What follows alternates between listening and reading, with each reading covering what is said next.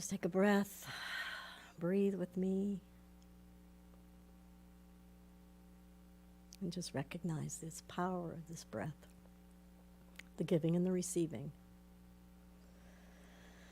We are that one. So, thank you. I will turn my attention there, I hope. Sometimes I forget.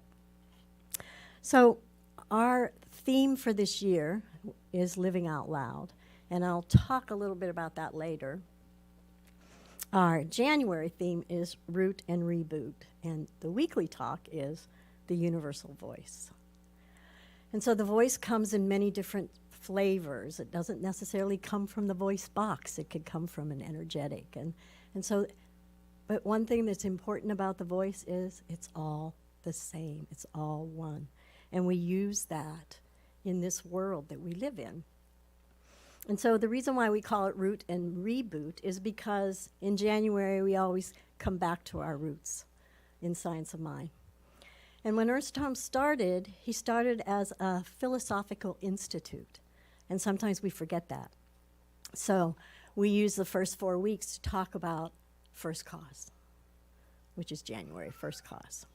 So I want to point out that picture because that's from AI.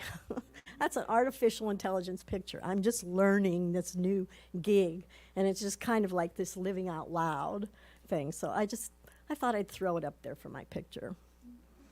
So what is this universal voice that we're talking about? It really is connecting to that one life that we are and that we live. And recognizing, and I'm going to use this mantra today, God is, I am, we are. And I'd like you just to kind of start to breathe that in as you're the captain bringing you home. Ernest Holmes states in Science of Mind, let us learn to be still. Let the truth speak through us. To be still and know the inner light shines. So just as this experiential today, I want us to just kind of close our eyes. Breathe in. As God is, I am, we are. As God is, I am. See if you could feel the force of this statement. And you can say it in a whisper, you can just say it in your mind, but I want you to encompass it in your body. Feel it as it pulls you into this higher energy, moves you into a state of receptivity. So you become more and more aware. As God is, I am. This is the good that's emanating from the depth of your being. So you're going directly to the source of all creation. First cause is what we talk about. We become aware that our life is a distinct emanation of the only life there is. So being more aware, God is, I am. Your awareness carries this, every single quality and the full essence of the Spirit that is already you. So embody this. I always like to say, feel it in your bones. Feel it in your marrow. You are the Spirit of that living God. So how do we practice this when we go out in the world? It's a daily practice of what we're calling living out loud, and what I call being authentic. So living out loud, it's really funny. It's a trendy definition right now. I just got an email from Maria Shriver for her Sunday emails that she sends, and the subject was live out loud. So it is a pop culture thing right now. So the meaning in the pop culture means living with flair and sass. Do we do that? Not always, right? So I looked for a deeper meaning. It means living genuinely. It means practice being yourself, regardless of others' opinions. It means living on purpose. So I always love to listen to ministers when I'm not talking on a Sunday. I listen to Reverend Jerry. I have a notebook, and it's a ministerial notebook, and it says Reverend Jerry and the date. It says Reverend Suzette and the date. Reverend Debbie and the date, any minister I listen to, I have a little memo.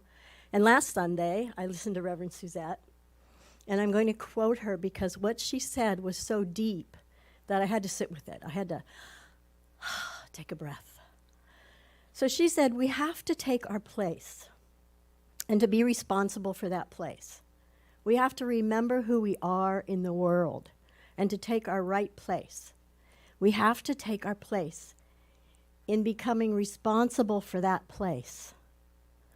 And our job is to find that place. We have to take the place and be responsible for everything that's going on in our life. And we stand in that place and that power. So it took me a while to sit with that, especially when she said, we have to take our place in becoming responsible for that place.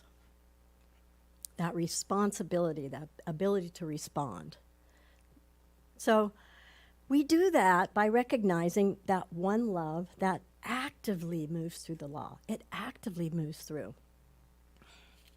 So we have to anchor ourselves deeply in our faith. We have to believe in this. We have to stand in it. We have to anchor ourselves in it. Not just on Sunday or Wednesday or during class, but when you're on the road here in San Diego, or when you're in the grocery store, or any place else. This is where our foundation is, and we walk in that all the time. So Jesus, in Matthew 7, verse 24 to 27, he said this, everyone who hears these words and puts them into practice is like a wise man who built his house on the rock. The rains came down, streams rose, winds blew, but the houses did not fall because its foundation was on a rock. It was anchored. And then he said, everyone who hears these words of mine and does not put them into practice is like the foolish man who built his house on the sand. The rains came down, the streams rose, and the winds blew and beat against the house, and it fell with a great crash. He was talking about visioning. He was talking about that which we do. He said, not just hear the words, but put them into practice. We have to practice them. And so the thing about visioning is, visioning without action is magical thinking.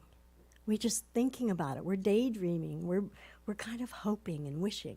I think there was a song that was called that, wishing and hoping and singing and praying. Action without vision turns into chaos.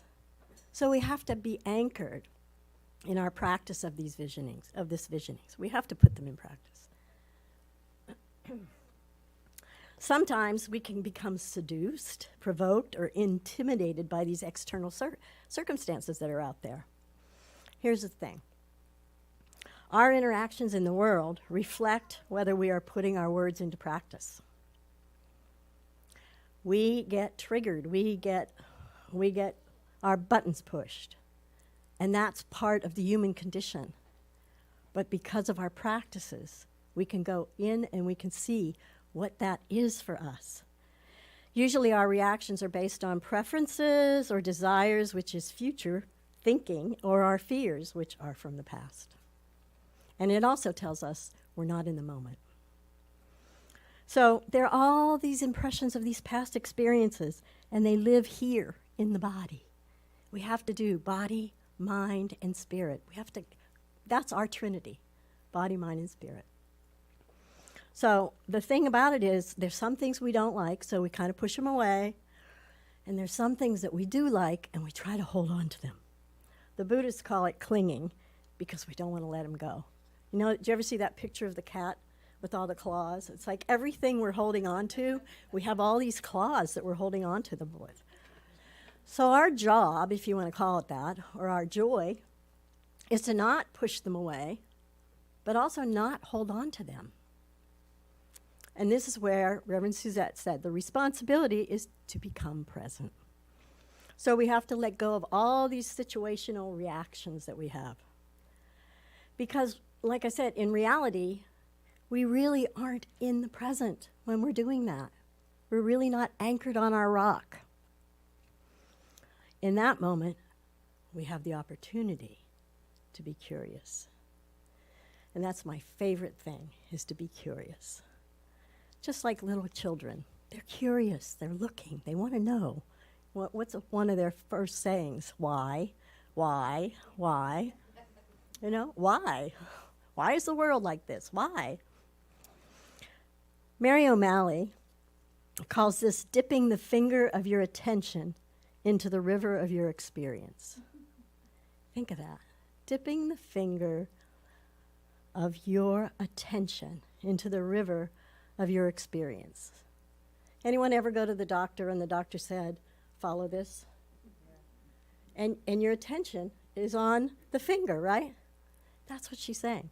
Put your attention on the one place in your anchor. Root and reboot. So in New Thought, what we say is there's nothing to heal, only to reveal, right? It's one of the sayings, right? I say to reveal it, you have to feel it. You have to feel it. You have to get down into your whole being. Mind, body, spirit. The secret is, the more you watch what's going on, the finger of attention, you don't move back and forth because your attention is in the river of your experience. Think about that, the river. You have such an outflowing experience and expression of yourself. And if you keep your attention on that finger, just that one pinprick of consciousness will bring you back to center. And so you don't have to do anything. The more you don't search for your good, the more it's like a moth to a flame. It comes to you. You receive it. You rest in the knowledge that God is, I am, we are. Your good begins to come to you. The vision of your true self pulls you into your good. In the visioning we say, pain pushes until the vision pulls. The vision pulls you. And that's what Jesus was talking about. Stay steady on the rock. So you also don't have to find your beliefs or your blocks. You don't have to find what's blocking you. They come through other angels that may be pushing your buttons. So we don't call them angels sometimes. But if we start to look at them as angels, okay, there's something here. We have to find what this is. There was a husband and a wife who was in this movement who was having a big argument. They were arguing about something. I don't remember what it was. And it wasn't me and it wasn't Nelson, just in case you wanted to know. But they were arguing, and she said to him, "You're pushing all my buttons. You're just pushing all my buttons." And he said, "I may be pushing your buttons, but I didn't install them." I did not install them. So when we go out to the grocery store or on the freeway or wherever and our buttons are pushed, it's not the person in front of us that we want to say something to. It's not anybody else. They just pushed it. We get to see what the installation mode was. That's our responsibility. That's our ability, once again, to respond. So everything in life has something to unveil to us. And it comes from an expansive calling that there is in the beginning. This universal voice that we're talking about. Mary O'Malley, in her book, What's in the Way is the Way, says this. When you learn how to be curious with what's going on inside of you, you discover the ability to experience what you're experiencing without turning it into a problem. It's the finger. It's the curiosity. Life is not just a random series of events that happen because you did it right or you did it wrong. Instead, it is an intelligent unfolding that is revealing itself to you all day long, bringing you step by step from unconsciousness to consciousness. So you move from accepting by saying, all is welcome here, to all is well, come here. All is well, come here. So you live from this all is well, come here. It doesn't change from changing the effects. We're not looking at the outside world. We're looking at all is well, come here. So it means you have the faith and the power for good, so much so you can live in the practice of being yourself and finding your place. Hebrews 11:1 says, faith is the substance of the things hoped for, the evidence of things not seen. Ernest Holmes defines faith as the belief in the presence of an invisible principle and law, which directly and specifically responds to us. So with faith comes belief in the evidence of things not seen. Another way of saying this, I'm practicing here, is when you believe more in what you don't see, which is faith, what you do see, which are the effects, you won't see what you do see, and you will see what you don't see. So think about that. That's one of my favorite sayings. When you believe more in what you don't see than what you do see, you won't see what you do see, and you will see what you don't see. Practice that. That's a tongue twister, right? But it's a good one. It's a really good one. I love that one. So this is where our meditations and our treatment work and all our practices help. It helps us to be in the world, but not of us. And we begin to live out loud with this faith and trust. That's the foundation of the rock. That is taking our place and becoming responsible for that place. So we begin to understand that we're individualized expressions of the whole. We are individualized expressions. We're not individual people. We're individualized expressions. That is our mantra. God is, I am, we are. We're focal points where the universe is becoming conscious of itself. Think about that. We are the focal points of the universe becoming conscious of itself.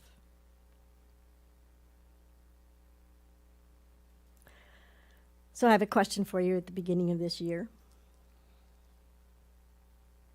Can you remember who you were before the world told you who you should be? Can you remember who you were before the world told you who you should be? This is when we have to get rid of our BS. I know what you guys are thinking. I'm talking about belief systems. We have to get rid of our belief systems. We have to get rid of them. We have to find out how they were installed. Because that's where we move back into first cause, is getting rid of our belief systems. Caught you on that one. But think about it. Can you remember who you were before the world told you who you should be? We're birthed into this idea of trance. And our first idea of trance is someone comes up and says, "Hi, nice to meet you. What's your name?" "My name is Shari." That's my first trance. My name. Someone else named me, not me. That's why a lot of people change their names, because they embody whatever that name is for them. But that's our first trance, is our name. We're birthed into this human incarnation. The first trance is our race consciousness. We have to be named. And isn't it funny if we don't understand a person's name? But there's an energetic behind the name that you can really begin to feel and see. And it's not necessarily the name that they're speaking. It's a different one. Our second trance is place consciousness. There's a place consciousness that we live in. Like we go to the grocery store, there's a place consciousness. San Diego is place consciousness. Minnesota is a place consciousness. They're everywhere. That's our first birth. Our second birth is when we wake up to our true nature, to what we're here for.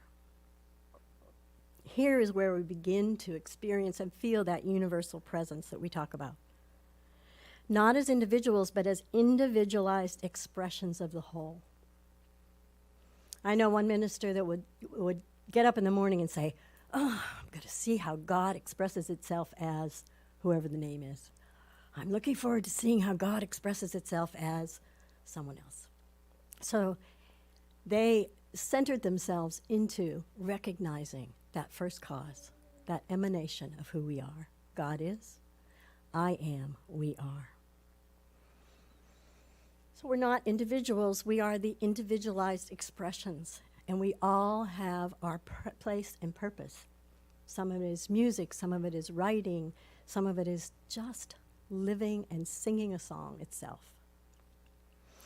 So that's who you were before the world told you who you should be.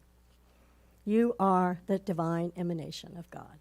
Now what if we all walked in life, on the streets and everywhere else, as knowing that we are the Spirit of the living God?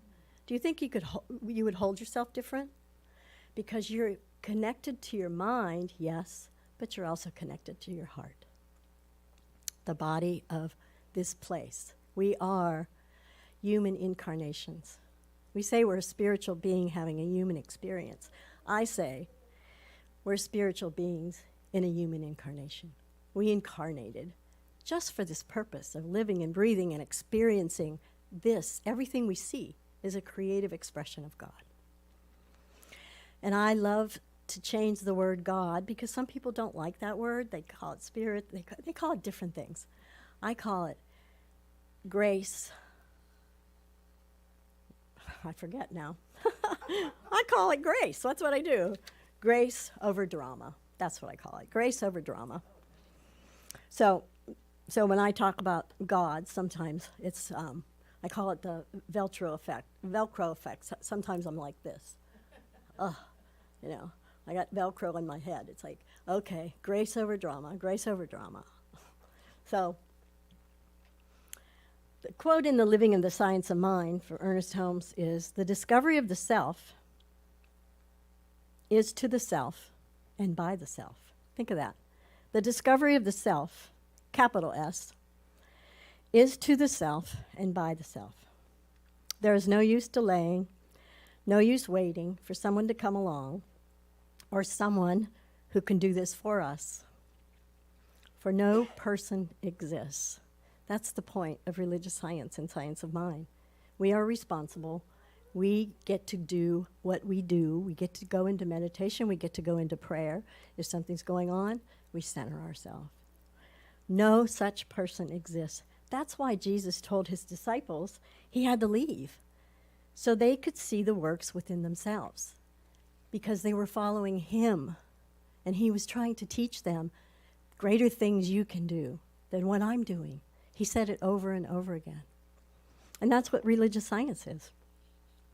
That's why people come in to hear the word and go out to practice the word. So Holmes also said, starting right where we are and disregarding time or effort, counting as gain only that which conspires to awaken us to the ultimate reality, we shall travel back to the center and to the source. Letting go of everything else, only that which conspires to awaken us. We go back to first cause. That is the universal voice. That's the energetic of the voice.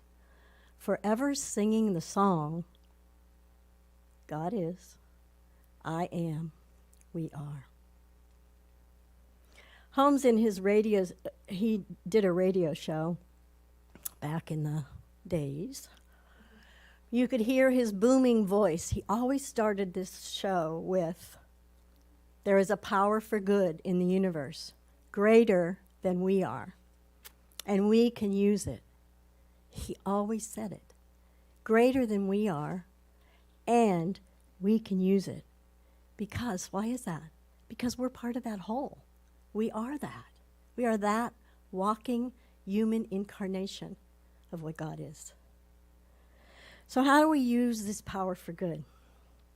We practice this living out loud, which is being genuine, which is being authentic. If there's a tear, there's a tear. If there's a anger, there's an anger. If there's a joy, there's a joy. Nothing gets put in the shadow. Nothing. Everything is part of us. and we can be curious to what it is. Instead of us telling the feeling what it is, we can go, I think I know, but why don't you tell me? Why don't you explain to me why I have this feeling in my gut? And you'll be surprised, because your body does have its language, and it will speak to you. So we have to be ourselves in this world. You know, you might as well be yourself, because, as they say, everyone else is taken, right? So we recognize our buttons, and we watch them disappear into the nothingness from where they came. The more we get rid of the BS, the belief systems, the more we stand in what we truly are. So we keep dipping our finger of our attention into the river of our experience. Lean into that universal voice of the I am experience. That's what we do now. So I have a New Year's prayer from Joyce Rupp, and I left it on everybody's chair. And if the Zoomies want to, they can take a picture of it on the screen here. It's called, from her book Out of the Ordinary, it's called Faithful Companion. In this new year, I pray to live deeply with purpose, to live freely with detachment, to live wisely with humility, to live justly with compassion, to live lovingly with fidelity, to live mindfully with awareness, to live gratefully with generosity, to live fully with enthusiasm. Help me to hold this vision and to daily renew it in my heart, becoming ever more one with you, my truest self. And with that, I'd like to do a healing prayer.